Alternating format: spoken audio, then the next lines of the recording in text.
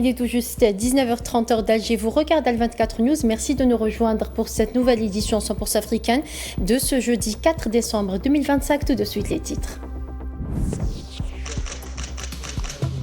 Algérie, Afrique du Sud, le ministre d'État, ministre des Affaires étrangères de la communauté nationale à l'étranger des Affaires africaines, Ahmed Attaf, reçoit le vice-ministre des Relations internationales et de la coopération de ce pays, Alvin Bott. Les détails dans ce journal.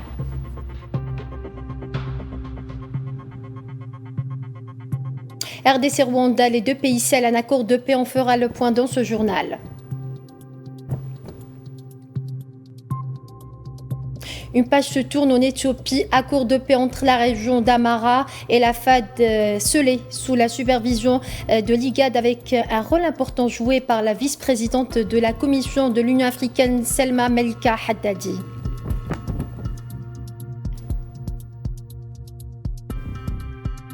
Direction ce soir Timimoun dans le sud-est algérien où s'est ouvert le 7e Festival international du tourisme saharien avec la participation de 800 participants de différentes wilayas du pays.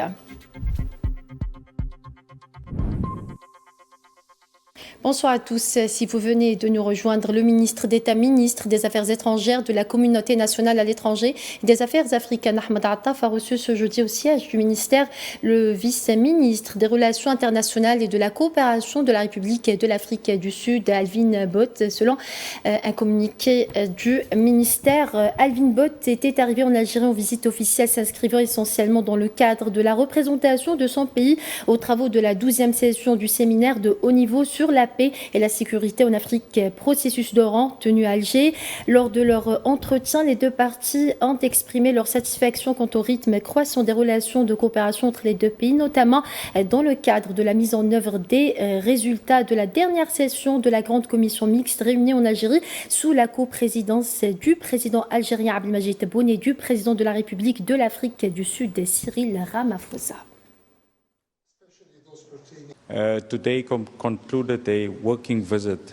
Nous avons participé au 12e dialogue de haut niveau sur la paix et la sécurité qui visait à renforcer la coordination entre les trois pays africains qui deviendraient membres du Conseil de sécurité des Nations Unies en 2026 et à garantir une coordination efficace avec le Conseil de paix et de sécurité de l'Union africaine.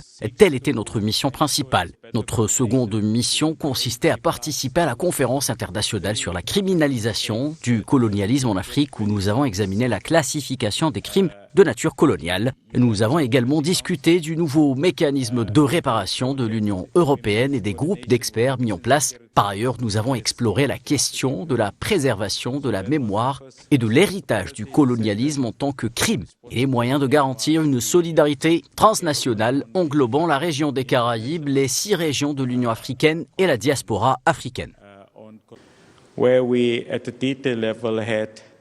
Nous avons tenu des discussions approfondies sur le travail accompli dans le cadre de la 7e haute commission mixte coprésidée par les présidents de l'Algérie et de l'Afrique du Sud. Nous avons examiné les 5 nouveaux domaines de coopération définis dans les 5 mémorandums d'entente, notamment ceux relatifs à l'échange de capacités de recherche, y compris de recherche agricole et à la collaboration avec nos agences spatiales respectives. Nous avons également abordé la nécessité de créer un conseil d'affaires algéro-sud-africain qui devrait favoriser le commerce et les investissements directs entre les deux pays. J'ai conclu mes réunions d'aujourd'hui par une rencontre avec le ministre des Affaires étrangères au cours de laquelle nous avons été informés de la résolution du Conseil de sécurité de l'ONU concernant le droit à l'autodétermination du peuple du Sahara occidental et de la manière de faire progresser sérieusement les luttes du Front Polisario au cours de l'année 2026.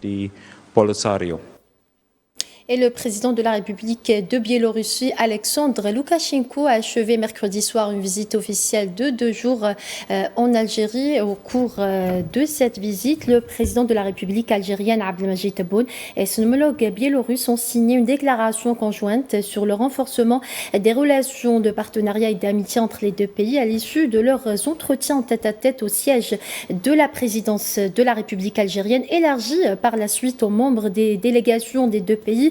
Plusieurs accords et mémorandums d'entente de coopération dans divers domaines ont été également signés entre les deux pays.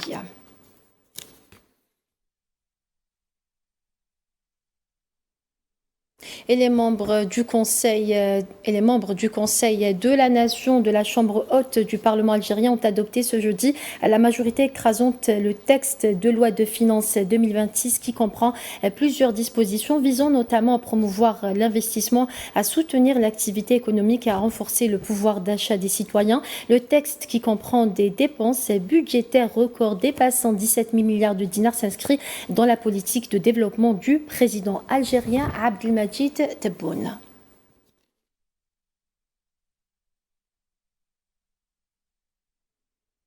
Et nous commémorons aujourd'hui le 173e anniversaire du génocide de l'Arwat, le 4 décembre 1852. Ce jour-là, les soldats français menés par le général Aimable Pélissier ont commis un véritable carnage dans cette ville du sud du pays. Plus de 3000 personnes, dont des femmes et des enfants, ont été massacrées. Hommage et évocation dans ce sujet signé Safwan Ben Sabri. La France coloniale s'est distinguée durant son histoire par des crimes rivalisant les uns avec les autres dans l'horreur. Le 4 décembre 1852, l'armée coloniale procède au massacre de l'Arwat. 2/3 de la population locale sont exterminés sans remords. Comme en témoigne la lettre du général Pélissier adressée à son gouverneur général, il y décrit l'intelligence et la vigueur de ses troupes dans leur macabre entreprise. Une élimination méthodique des civils enfermés dans la ville. Le 4 décembre 1852 symbolise l'usage de la force contre des civils. Alors que la ville de l'Arwat était difficilement prenable, l'armée française a recours à l'enfumade de la ville en passant à l'extermination massive comme méthode systématique. Le général Aimable Pélissier est à la tête d'une armée de 6000 soldats. Il assiège la ville de l'Arwat le 21 novembre 1852. Face à la résistance ardue des Algériens, l'assaut décisif de la ville aura lieu le 4 décembre. La ville est alors prise par les Français. Pour arriver à ses fins, le général fera subir un traitement brutal aux habitants de la ville. Il met en pratique la politique de la terre brûlée, menée par l'armée française. 173 ans plus tard, l'Algérie commémore un épisode tragique de son histoire, jonché de massacres qui ont trouvé pour réponse une résistance infatigable. Et à l'instar des autres villes et régions de l'Algérie, l'Arwat a payé un lourd tribut au colonialisme français qui a commis un massacre jamais oublié et qui reste vivant dans la mémoire collective du peuple algérien. Je vous propose d'écouter Hassan Arab, chercheur en histoire, et Ammar Benkhouja, historien. Ils étaient ce soir les invités de l'émission Échiquier International sur Al24 News avec Leïla Gertal. Toute la ville a été massacrée parce que le témoignage de Jeanne Fromontin, quand il arrive, il découvre la ville, il n'y avait pas de vivants, il n'y avait pas de survivants à l'époque. C'est lui qui le dit. Il avait découvert encore des corps, des cadavres sans sépulture. Donc il disait qu'il avait fait une description des ruelles de l'oasis de l'Arwat où il voyait des cadavres un peu partout. Et c'était des cadavres de femmes, d'enfants, de vieux, de vieilles, sans distinction. Donc tout le monde était la cible de ce massacre, de ce génocide en fin de compte. C'est la dévastation systématique, c'est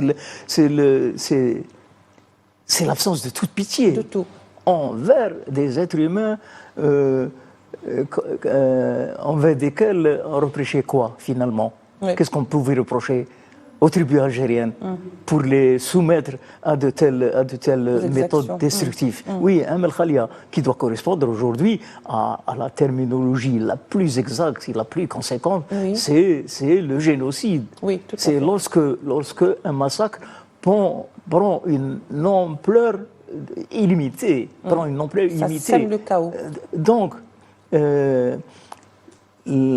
la facilité de ce massacre, c'est parce que en face, il y avait cette prédisposition à combattre. Et les plus valides des habitants de l'Arwat se sont battus avec bravoure sous la conduite de Nasser Ben Chahra et Mohamed Ben Abdallah, et ils ont tenu tête un peu à cette nuée de soldats décidés à raser tout sur leur passage. Donc, il y a l'héroïsme et la bravoure de cette population qui refusaient de se soumettre dans la facilité sans opposer. Ce qui se passe pendant toute la durée de la colonisation, le peuple algérien n'a jamais accepté la soumission. Et le ministre algérien de la Poste et des Télécommunications, Sidi Ali Zarouki, a annoncé mercredi soir à Alger le lancement officiel de la technologie 5G de la téléphonie mobile en Algérie, marquant le début d'une nouvelle ère de connectivité et de développement économique pour le pays. Les détails avec Iman Marad. L'Algérie entre dans l'ère de la 5G, un tournant stratégique qui dépasse le simple déploiement technologique. Cette nouvelle génération de réseaux devient un catalyseur pour transformer profondément l'économie, les services et la souveraineté numérique du pays. Parmi les secteurs impactés, l'énergie. Le déploiement de la 5G permettra un pilotage intelligent des réseaux électriques et des infrastructures gazières et pétrolières. L'installation des capteurs et des systèmes connectés vont permettre la facilitation de la collecte et l'analyse en temps réel des données, optimisant la production, la maintenance et la sécurité.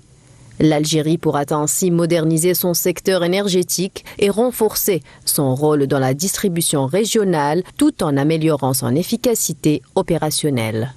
Le monde est entré dans l'ère de l'usine intelligente. Avec la 5G, la robotisation, la maintenance prédictive et la gestion automatisée des chaînes de production deviennent possibles à grande échelle. Les entreprises pourront réduire leurs coûts, gagner en réactivité et innover dans la conception et la production. La 5G va créer un véritable socle pour l'industrie 4.0 en Algérie, renforçant la compétitivité et l'attractivité du pays pour les investissements industriels.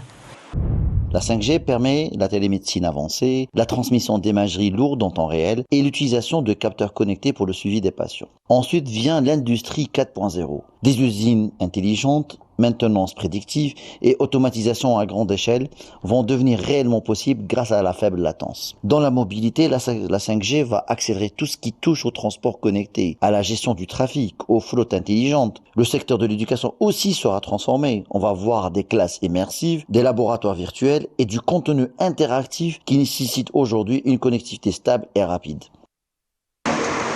Sur le plan stratégique, la 5G positionne l'Algérie comme un acteur régional incontournable de la connectivité et de l'innovation. Elle crée une plateforme capable de soutenir de nouveaux partenariats, d'attirer des investissements et de renforcer la souveraineté numérique nationale.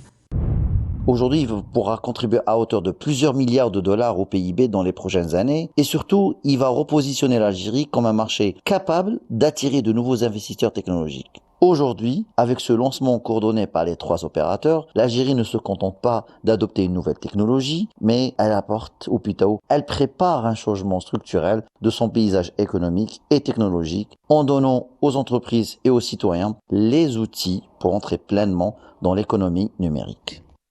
Avec la 5G, l'Algérie ne se contente pas de moderniser son réseau mobile. Elle construit les bases d'une économie orientée vers l'avenir où l'énergie, l'industrie et la santé seront des moteurs de croissance et d'innovation. Une dynamique stratégique qui promet de redéfinir durablement le paysage économique et technologique du pays.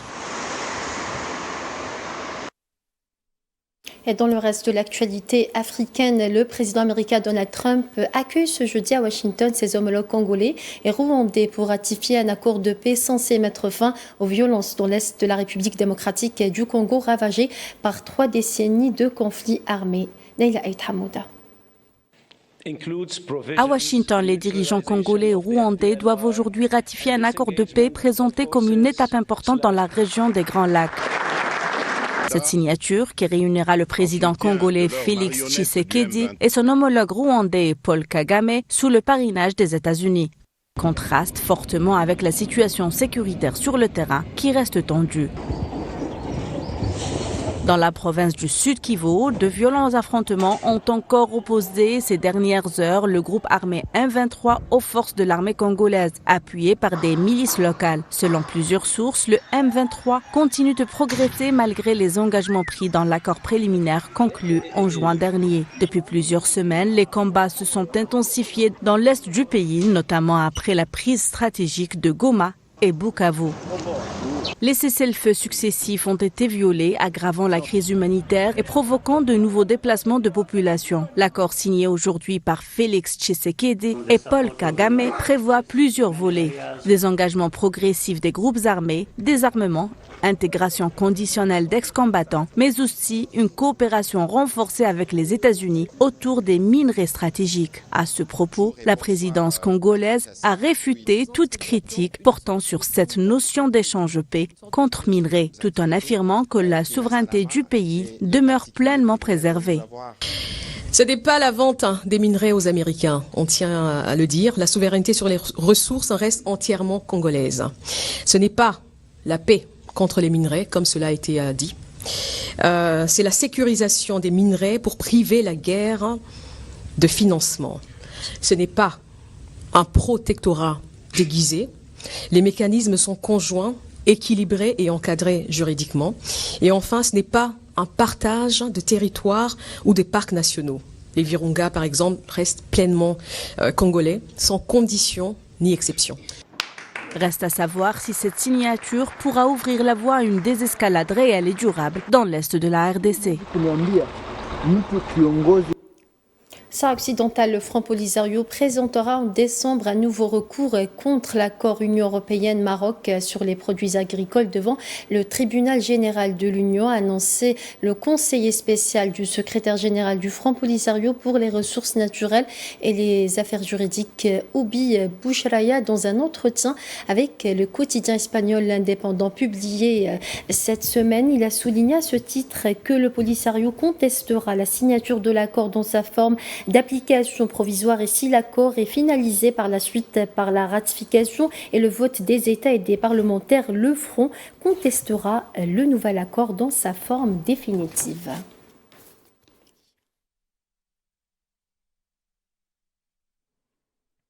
Et la situation ne cesse de se détériorer au Soudan. Le haut commissaire des Nations Unies aux droits de l'homme, Volker Turk, a appelé ce jeudi les belligérants à cesser immédiatement les combats dans le sud du Soudan, affirmant craindre une nouvelle vague d'atrocités après les massacres d'Al-Fasher. Nous ne pouvons rester silencieux face à cette nouvelle catastrophe, a déclaré Turk dans un communiqué soulignant que ces combats doivent cesser immédiatement et l'aide humanitaire vitale doit parvenir aux personnes menacées de famine. Les combats se sont intensifiés cette semaine dans la région du Kordofan, dans le sud du Soudan, l'armée cherchant à repousser les forces de soutien rapide loin de l'axe routier vital reliant la capitale Khartoum au Kordofan.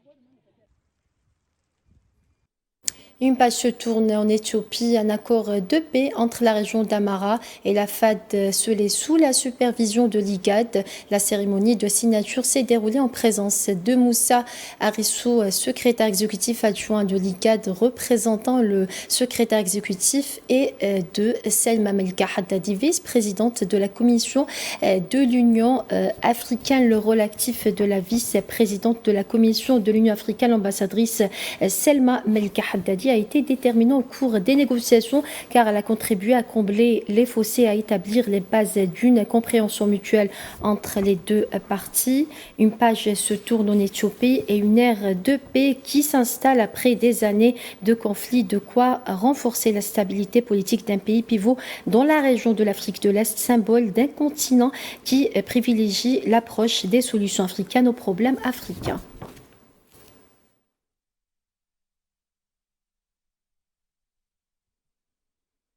Et direction Timimoun à présent, où la ministre algérienne du tourisme et de l'artisanat, Houria Meddahi, a présidé jeudi à Timimoun la cérémonie d'ouverture de la 7e édition du Festival international du tourisme saharien, organisé sous le signe Timimoun, tourisme authentique et hospitalité, avec la participation de 800 participants de différentes wilayas du sud et des hauts plateaux. En marge de ce 7e Festival international du tourisme saharien se tient des journées d'études animées par des experts nationaux ainsi que des expositions d'artisanat en plus d'animations culturelles et artistiques.